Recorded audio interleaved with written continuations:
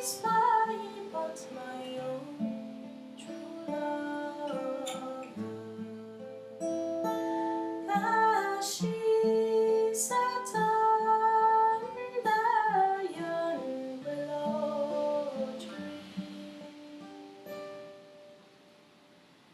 I took off my hat and I did salute her.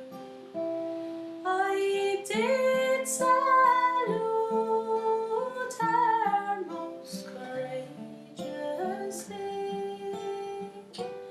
but when she turned around, sure the tears fell from her, saying, "False young man, you have deluded me. A diamond ring I owned, I gave you.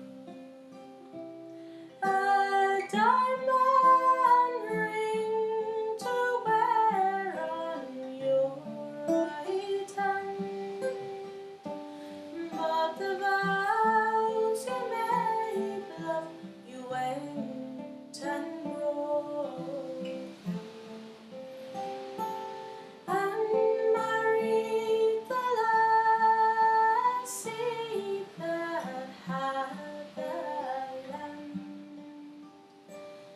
If I